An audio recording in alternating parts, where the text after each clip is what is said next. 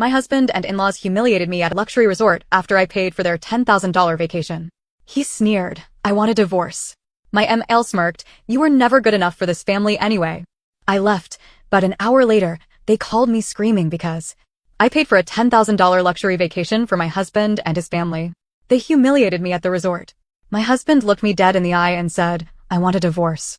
His mother smiled and said, you were never good enough for this family anyway. I left.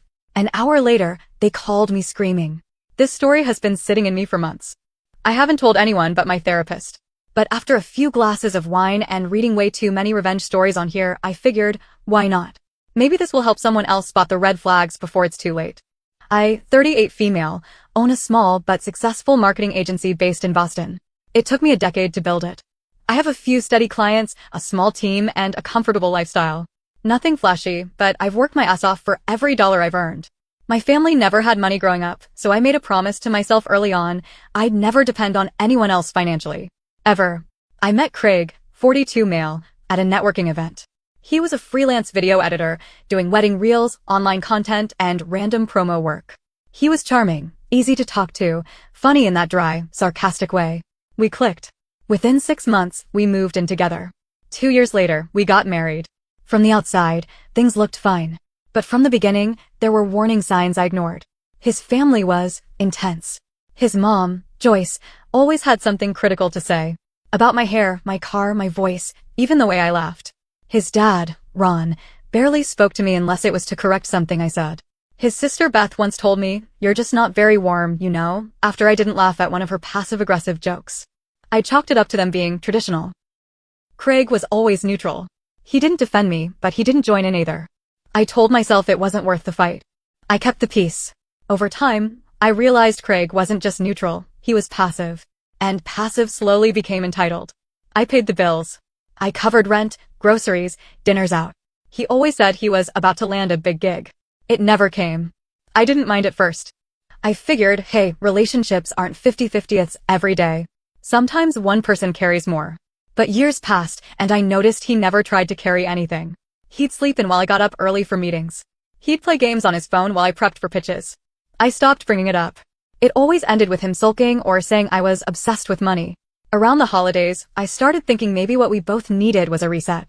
Something to shake off the stress and reconnect. A real break. I started looking at vacation options. We hadn't been anywhere in years. I found a luxury resort in Maui that had a promotion for week-long stays. Private villas, beachside dinners, spa treatments. I thought it would be perfect. I made the mistake of telling Craig, and he immediately said, we should invite my family. He didn't ask. He just said it like it was obvious. I paused. I didn't want to, but he kept pushing. Said his parents never get to travel, that Beth and her husband could use a break, that family time is important.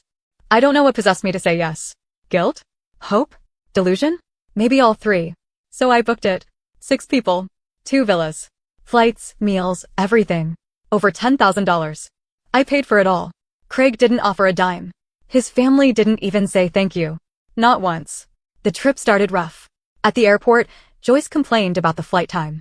Ron argued with TSA. Beth forgot her ID and delayed us for an hour. Her husband Mark brought his golf bag but no clothes. Craig forgot his sunglasses and made a scene because he didn't want to buy new ones at the airport shop. I told myself it would get better once we landed. It didn't.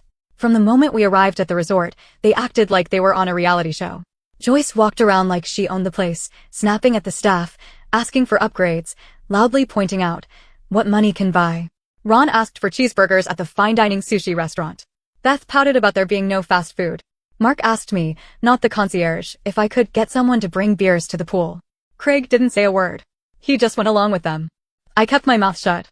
I smiled through it. I tried to enjoy the ocean, the breeze, the fact that I had carved out this trip for myself, even if it came with noise. By day 3, I was already regretting everything. But I had planned a special dinner for the middle of the week. A private beach dinner. It was supposed to be the highlight. I had arranged for a sunset meal, candles in the sand, live guitar music, the works. I wore a green silk dress I'd been saving for months. I did my hair. I felt good about myself for once. Everyone sat down. The chef served the first course. I raised my glass and gave a short toast. I said how happy I was that we were all together and that I hoped this week could be a chance to make some good memories. Then Craig stood up. He tapped his glass. I thought maybe Just maybe, he was going to say something sweet. Something about us. Something grateful. Instead, he said, loud and clear, I have something to say too. I want a divorce. I laughed. I thought it was a joke. But he looked serious. Then Joyce clapped. Clapped. She actually smiled and clapped. She said, well, finally. You were never good enough for this family anyway. Beth giggled. Mark nodded like it was long overdue. Ron muttered something about her thinking she's better than everyone. I just stood there. I didn't yell. I didn't cry. I didn't scream. I stood up. I walked away. I went back to my villa, locked the door, and called the airline. I booked a flight home for the next morning. I packed my bag, took a long shower, and left the next day without saying a word to anyone. Now here's the part they didn't expect. Because everything was under my name and my credit card. The villas, the food, the drinks, the spa bookings. I hadn't paid in full yet. I had only placed a deposit and put a hold on my card. So before I left, I walked up to the front desk. I told them to cancel everything under my name. I told them I was no longer responsible for the guests in the other villa. That I had left the group and that any future charges were not authorized by me. I signed a statement. I cleared my balance. I left. I turned my phone off for the entire flight home. When I landed in LA for a layover, I had 19 missed calls, 32 text messages, and 4 voicemails. I ignored the first few, but then one came in from a random number. It was the resort. They wanted to confirm that I had removed the other guests from the account. I said yes. They said thank you. Then Craig called. I answered. Out of curiosity, maybe. He was screaming. Apparently, after I left, they tried to order drinks by the pool, denied. They tried to get into the spa, denied. They returned to their villa, locked out. The resort had downgraded them to regular rooms and rebuilt everything they had used so far directly to their cards. Except none of them had cards on file. They were told to pay immediately or leave. Joyce was losing her mind. Beth was crying. Mark was arguing with the manager. Craig was yelling that I had humiliated them. That I had made them look poor. I calmly said, you did that yourselves. Then I hung up. I turned off my phone again and boarded my flight back to Boston. I hadn't even started the real revenge yet. I got back to Boston late at night. It was cold, rainy, and I was exhausted. But I slept like a baby. The next morning, my phone blew up again. Craig had called 6 more times.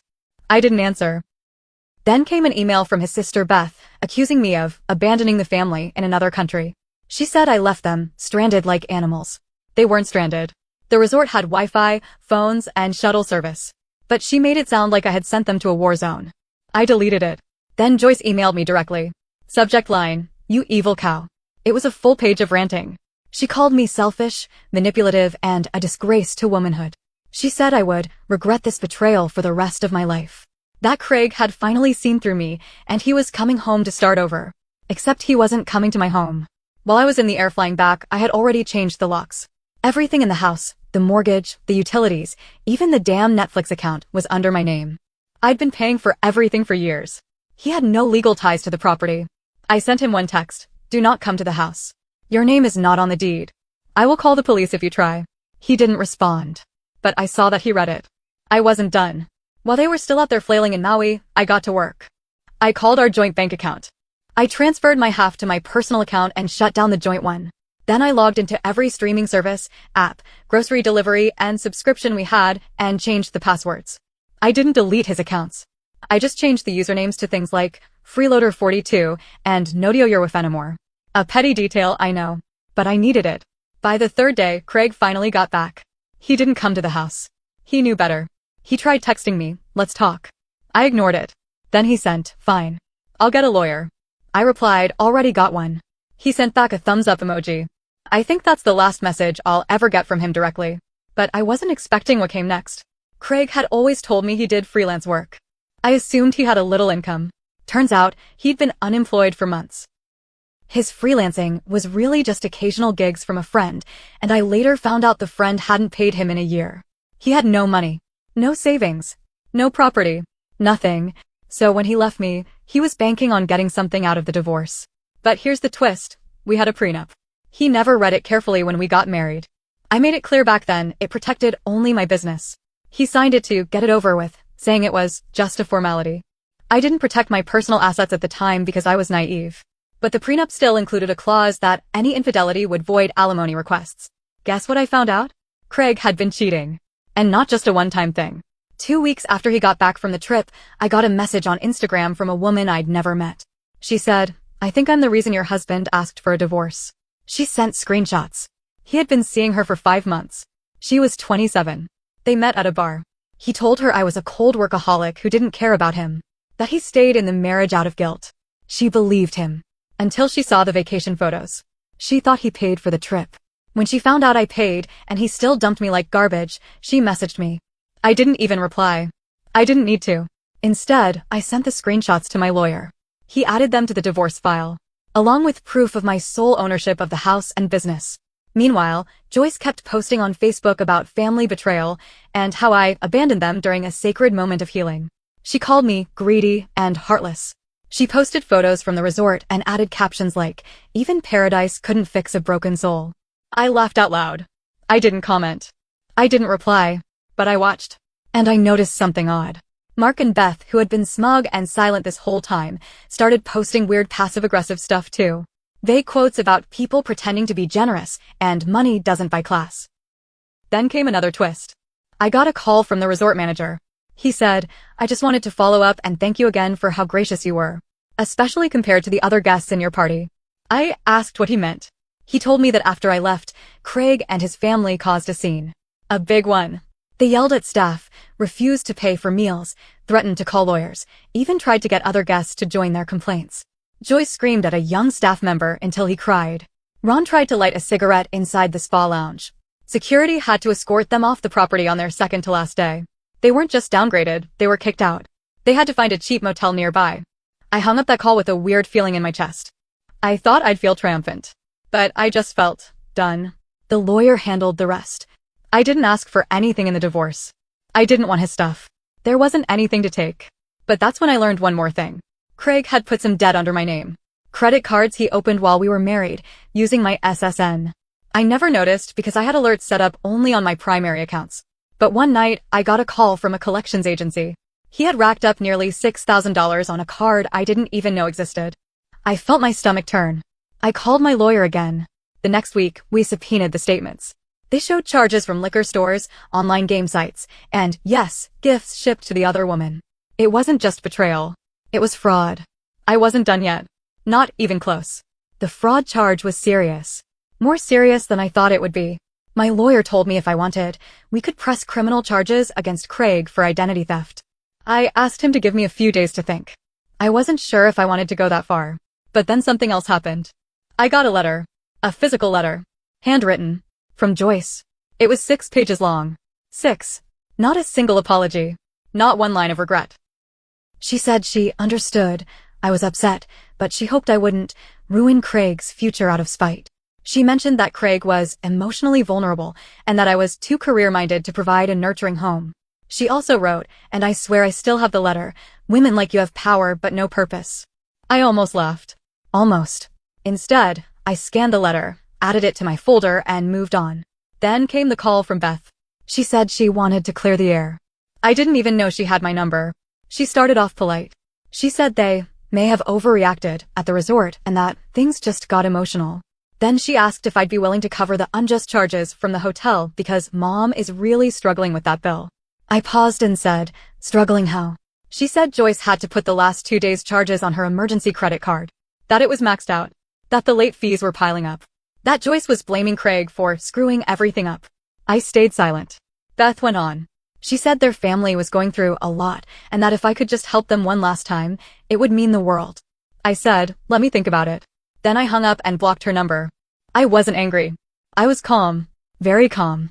I think that scared them more. A few days later, I logged onto Facebook and saw something new. Joyce's profile had gone from public to private. But not before screenshots started circulating.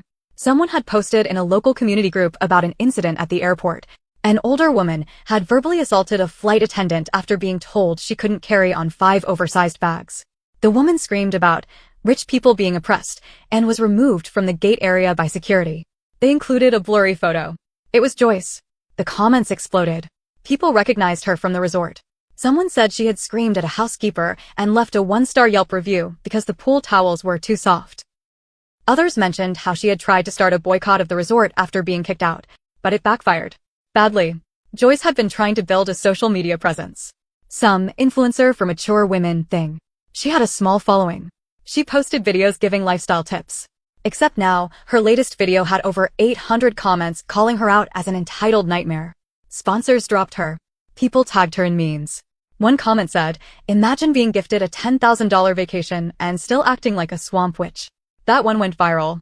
Beth tried defending her. She said in a post that I had manipulated the family, that I had engineered the trip to make them look bad. But then someone posted the screenshots from the Instagram DMs the other woman had sent me. The ones proving Craig cheated. The ones showing his messages trashing his own family. I didn't post them. Someone else did. I'm guessing the girl was angry, embarrassed, and done being quiet. Suddenly, Beth deleted her post. Joyce disappeared from Facebook. Ron, who never even had a profile, was dragged into it because someone dug up an old comment he left on a political post years ago, calling women in business cutthroat and cold. It was a mess.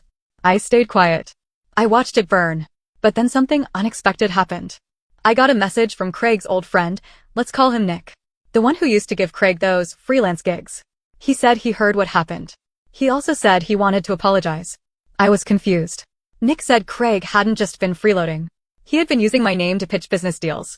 He would tell small clients that I was partnering with him, that he was bringing in a full marketing firm. He used my portfolio, my past clients, my logos. I asked Nick for proof. He sent me email threads, screenshots, contracts. Craig had forged fake contracts with my company letterhead. He listed himself as a senior creative director at my firm. I felt sick. He used my reputation to build trust, then ghosted the clients when it came time to deliver. Nick said at least 3 people had tried to follow up, only to be blocked or ignored. It wasn't just fraud. It was brand damage. I contacted my lawyer immediately. He was quiet for a moment and then said, "We'll need to sue him. Not just for the personal debt. For business fraud."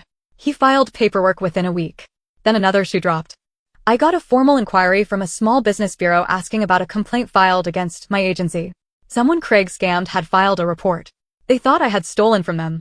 I had to submit a statement, provide proof that Craig had no legal connection to my company, and show that he had impersonated me. It was humiliating. But it gave me something solid. A documented paper trail. I used that in the lawsuit.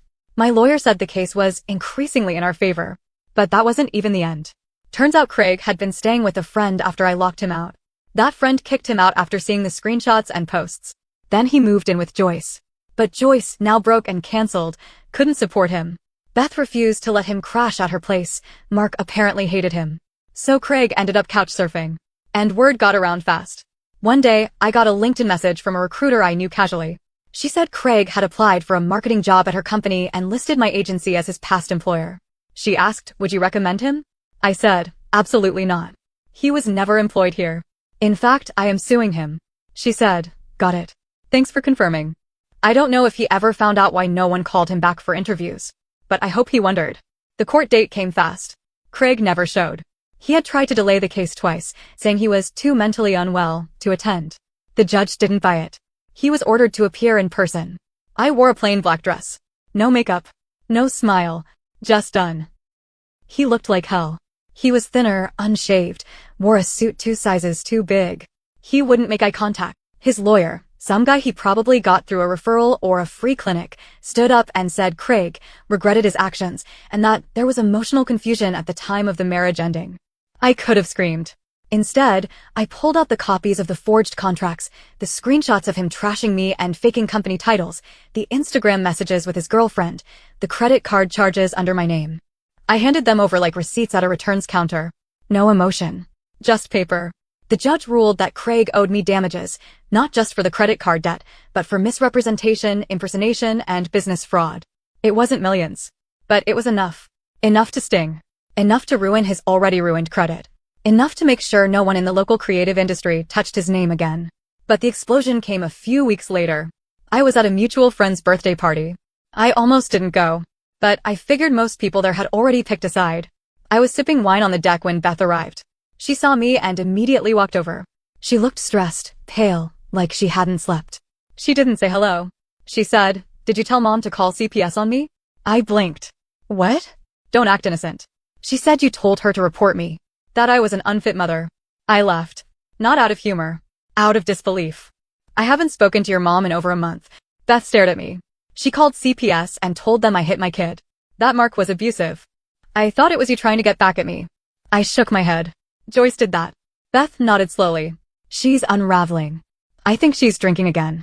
She said Craig was going to move in with us. I said no. Next day, CPS shows up. And then it hit both of us. The truth neither of us had said out loud. Joyce had snapped. She had turned on her own daughter the moment she lost control over me. The moment she realized she couldn't get anything from me anymore, she went looking for a new target. And Beth, for the first time, looked scared.